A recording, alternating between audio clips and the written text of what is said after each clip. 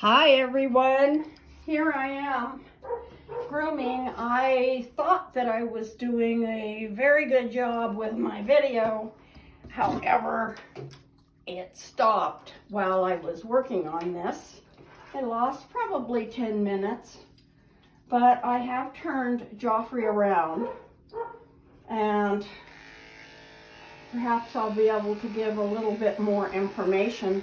I'm using a 10 blade, which is a very short blade, but it seems to be real nice and just slips through his hair.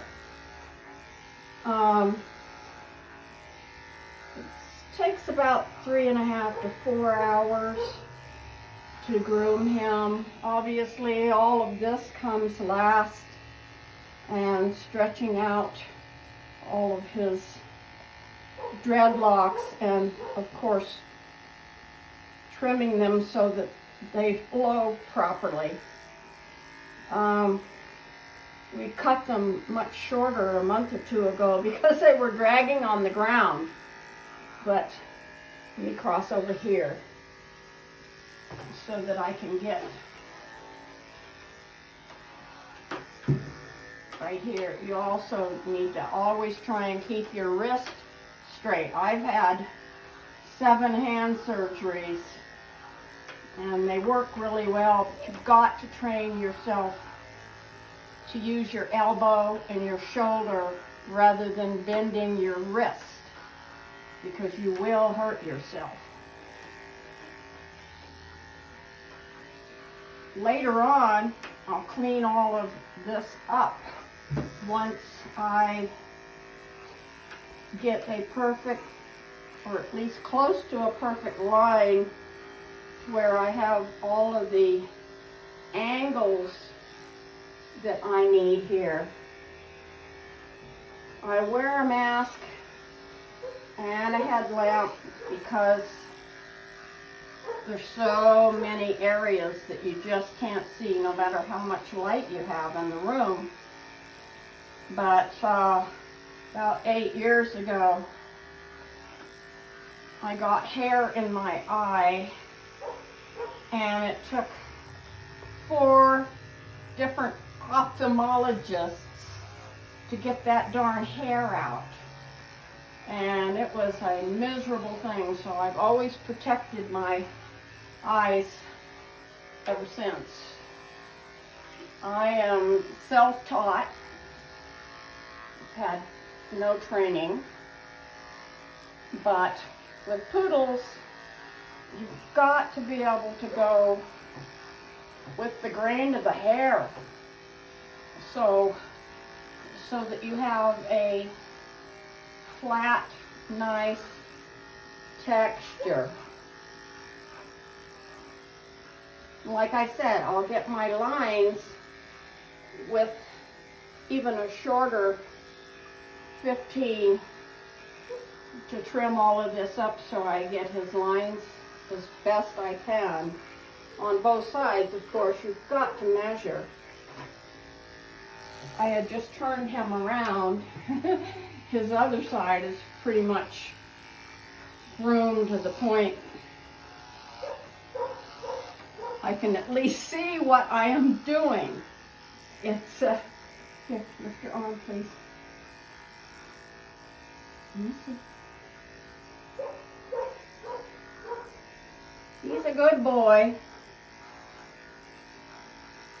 And like I said, I had tried to make a video, but it quit a few minutes ago, so just wanted to reiterate the fact that keep your wrist straight, depending on which way you're going on the cut.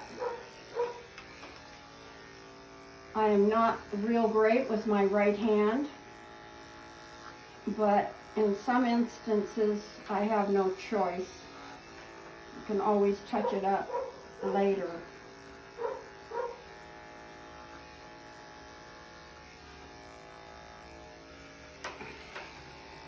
And again, hold this flat. Hold it flat on the dog. I can't even call a poodle a dog, I'll tell you.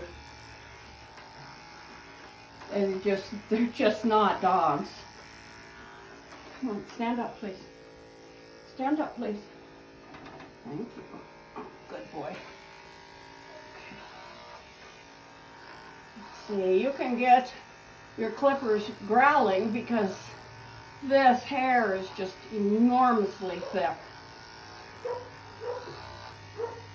I've had to keep their hair a little longer due to the fact that in Colorado, Santa, we have winter. And I don't think it makes much difference, quite frankly, because they don't spend that much time outside at any one time when it's cold. Now it's 75 degrees today, and they tell me it's going to snow Sunday. Stand up.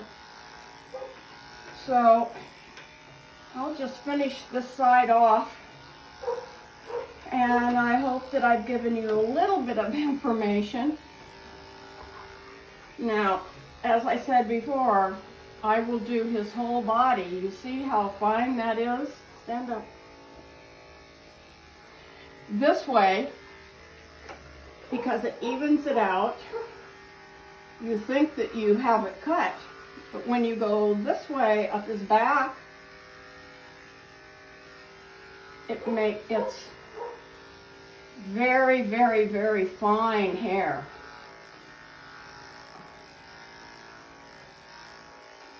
And like I said, this is a number 10. It's very short, but it's perfect for cutting him. It's easy to cut. Some of the hair on the other poodles only respond to certain blades, and you have to try and figure out which blades those are. So anyway, I'm killing my shoulder, but I certainly have decent muscles for the fact that I've been doing this for a long time. But protect your wrist. That's number one. Keep your blade flat. And if you have to do this yourself during this point in time where we're having to fend for ourselves in many respects, that's what you get.